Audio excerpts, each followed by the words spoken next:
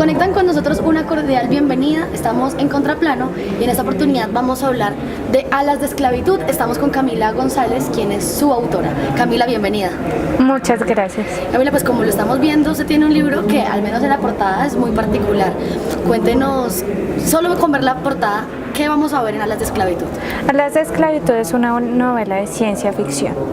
Trata el tema de la tecnología, pero es una ciencia ficción contemporánea. No trata de ver como el futuro posible, cómo sería, sino es más de cómo la tecnología afecta a la gente en esta época y de cómo pues tiene cierta relación con la esclavitud, cómo nos volvemos esclavos de la tecnología.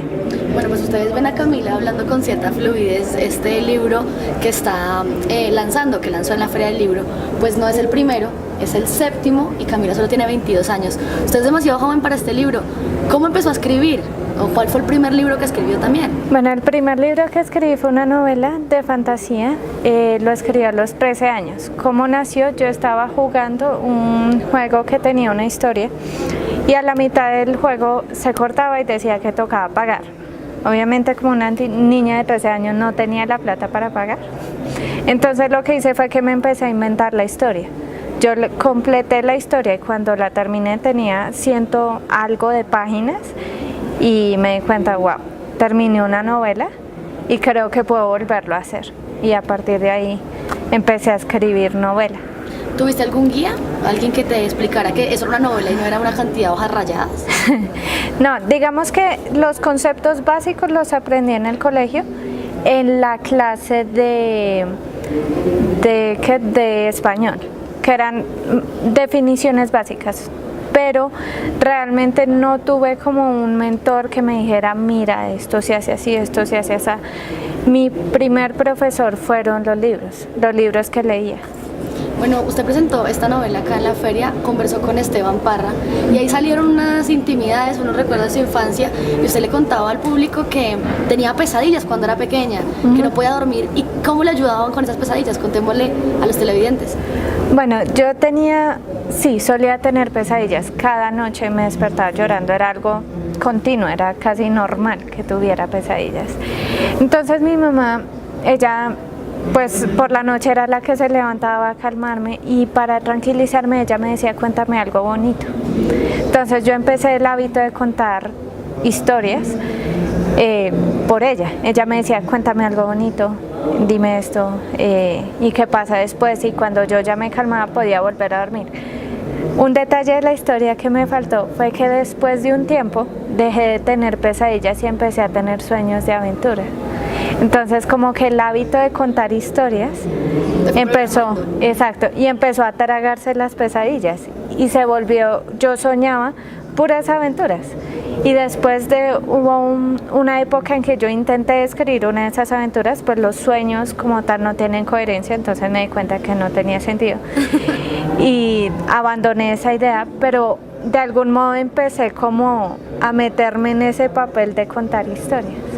Bueno, usted nos cuenta eso, como esas historias fantásticas, cómo empezó a contar historias, pero también nos estaba contando que su primera novela terminada fue a los 13 años. ¿Cuál fue el primer momento donde usted cogió un lápiz y se sentó a escribir? Pues supongo que ya sabía escribir cuando empezó a hacerlo. Sí, bueno, yo no empecé mentiras, sí empecé con lápiz. Yo iba a decir empecé con computador, pero no. Yo empecé, me habían regalado mi hermano me hizo un CD de música que era como era un poco este tipo de música que suelen tener las películas fantásticas, tenía como ese aire. Y yo me senté y empecé a escribir una historia como de unos reinos, era como fantasía épica. Y fue simplemente porque yo, escuchando la música, yo me di cuenta, oiga, esto tiene un aire a una historia. Y empecé a tratar de sacar la historia que venía de la música. Nunca la completé, pero fue el primer ejercicio de empezar a sacar historias de algún lado. ¿Y todavía tienes historias inéditas o tiene varias historias sin completar todavía? Sí, de hecho tengo esta cantidad de cuadernos que tienen muchas notas. Tengo manuscritos en el computador, tengo de hecho un montón de historias inéditas, incompletas, un montón de ideas, notas por todos lados, pero sí, todo lo que he hecho lo he guardado y pues ahí está. Bueno, los que se están preguntando de pronto, a mí me causa curiosidad saber si un escritor se la pasa en efecto escribiendo todos los días y leyendo todos los días o tiene otras cosas más por hacer. Bueno, ahí eso depende del proceso creativo de cada persona. Personalmente yo no llevo diario. Hay muchos escritores que llevan un diario y que siempre están escribiendo, están en un proceso constante. En mi caso yo trato como de apartar un tiempo específico para escribir. Sí tengo una libreta, cosa que si se me ocurre algo, tomo nota y ya. Pero digamos no es mi hábito escribir a mano, porque yo escribo muy lento a mano y me desespera realmente. Entonces yo prefiero tener el computador para este ejercicio. Pero además de eso yo estoy pensando personajes, se me ocurren ideas, cómo puedo conectar. Sí leo todo el tiempo, soy una lectora constante. No necesariamente tiene que ver con mis historias, pero leer me alimenta, así sea solo de técnicas y de recursos técnicos que observo. Pero digamos que es el ejercicio continuo que tengo, más la lectura que estar tomando notas. ¿Y qué lee Camila? Bueno, tengo una variedad muy amplia. Yo cuando empecé a leer me limitaba mucho a la fantasía y a la novela médica. Pero a medida que fui como descubriendo otros libros y cuando entré a la universidad que tenía que leer otras cosas empecé a ampliar. Entonces pues leo autores prácticamente de todo el mundo, leo fantasía, leo novela histórica, médica, realismo, ciencia ficción, casi todo. Realmente creo que he pasado por todos los géneros. Bueno, usted estudió creación literaria en la Universidad Central y ¿considera usted que sus libros han cambiado? Es decir, antes de estudiar creación y luego de hacerlo, ¿se diferencian sus libros? Claro, en primer lugar, el género empezó a abrirse, porque yo estaba centrada mucho en la fantasía épica.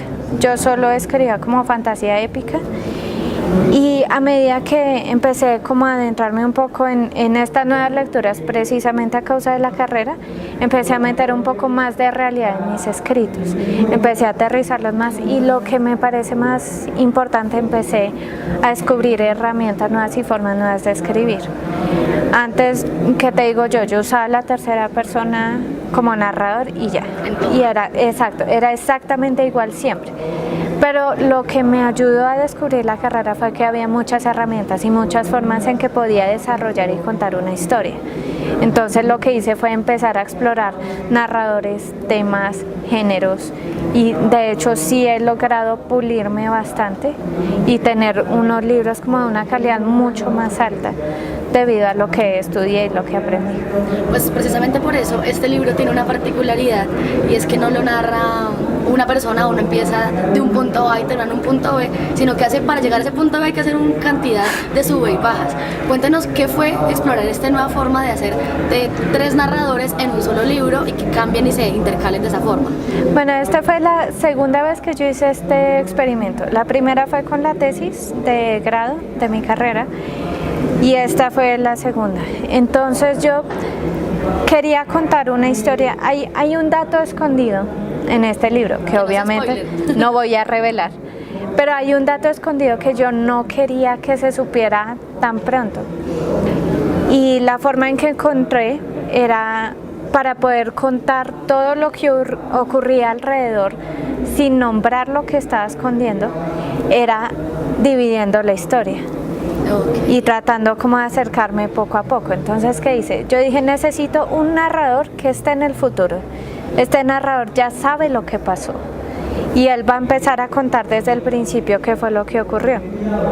Necesito un narrador que esté viviendo ese momento y necesito uno que está en el pasado que no sabe lo que viene. Y de ese modo me voy acercando desde 3 puntos hacia la cosa que estaba ocultando. Al secreto. Exactamente.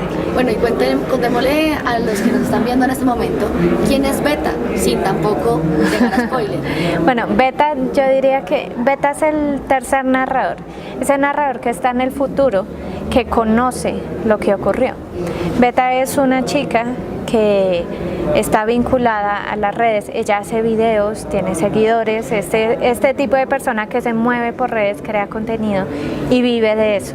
Beta es una persona muy solitaria, pero ella cree que el mundo está en el internet y en lo que ella crea. Beta empieza a trabajar en una empresa que tiene un proyecto tecnológico muy nuevo. Entonces ella se mete con todo el entusiasmo en esto y ella es la que descubre como este secreto que realmente es algo muy atroz y que es, yo diría, como el punto de cómo es que la tecnología está encerrando a la gente y cada vez como volviéndose una cárcel más estrecha. Bueno, pues nos deja con algo de escozor, pero sí tiene algo también extraño, yo no sé si llamarlo así, pero es que todos sus personajes principales al menos son mujeres. Algo tiene que ver con esta era del feminismo o tiene que ver con que usted se inclina más hacia este lado. ¿Por qué son mujeres? Bueno, son mujeres en este libro particularmente porque es una primera persona. Una primera persona obviamente es la misma persona contando sus experiencias. Como soy mujer, es más fácil como entender el pensamiento, las emociones y las acciones que tendría una mujer. Entonces digamos que es una cuestión de que como mujer, una primera persona de mujer es más familiar para mí.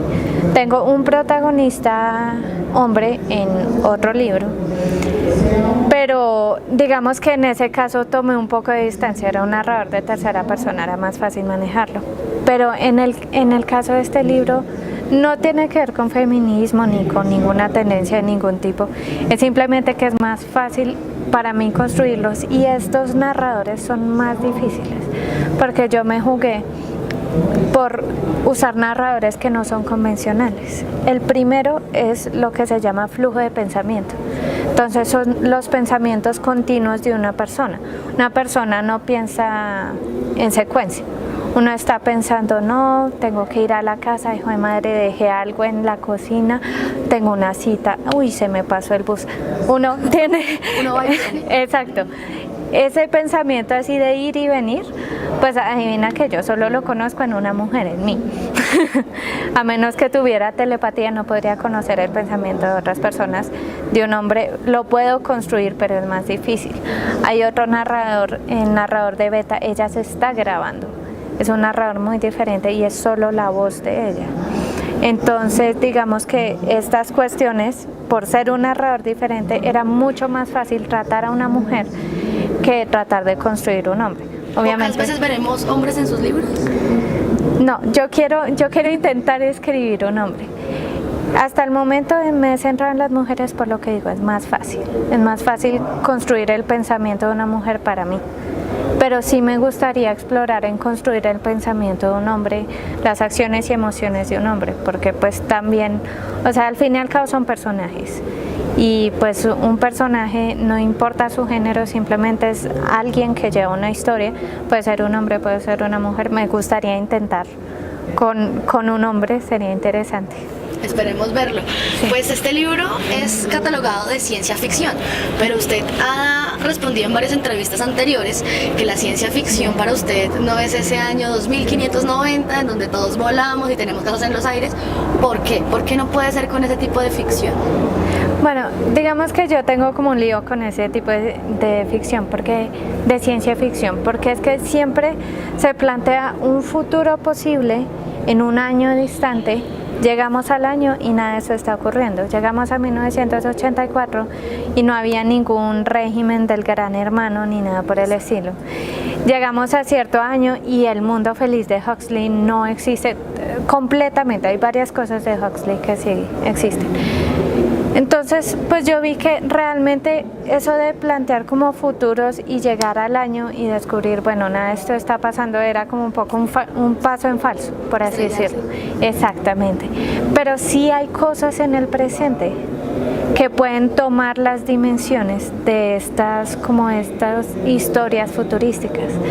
Hay cosas en este libro que son muy reales para la gente. Las redes son muy reales, crear contenido en videos y tener seguidores es muy real, la tecnología que se desarrolla en torno al entretenimiento es muy real y las cosas que pasan aquí podrían pasar en este momento. O sea, realmente hemos alcanzado una época en la que cualquiera de estas cosas es posible. Es simplemente una cuestión de plantearlo desde lo que existe en el entorno, en el tiempo presente. No hace falta irse hasta el futuro para encontrar algo así. Bueno, estamos llegando al final de nuestra entrevista, pero no me quiero despedir, Camila, sin preguntarle si la intención del libro también es un poco reflexionar ese tema de la tecnología. Sí, de hecho yo cuando empecé el libro yo quería encontrar, yo empecé con la idea de la arena de gladiadores y yo quería encontrar cuál era la arena de gladiadores contemporánea, cuál era esa cosa que entretenía y resultaba destructiva al mismo tiempo. Y de algún modo u otro llegué hasta la tecnología. Entonces realmente es como mi punto de vista acerca de cómo todos estos avances también, además de ser una gran fuente de entretenimiento, también pueden ser una gran fuente de destrucción. Bueno, pues con esa pequeña descripción o reflexión del libro, pues hablábamos de Alas de Esclavitud con Camila González. Pues Camila, muchísimas gracias por acompañarnos aquí en Contraplano, por ponernos a pensar en las redes sociales, por meternos en un mundo totalmente diferente y por hablar con nosotros. Muchas gracias por la invitación, espero que disfruten el libro. Pues este libro es de Calixta Editores, lo pueden encontrar con este sello. Y a ustedes que se conectaron con nosotros para hablar de este libro, muchísimas gracias. Sigan conectados aquí con Uniminuto Radio en toda su programación por los 14:30 AM y por acá por www.uniminutoradio.com.co.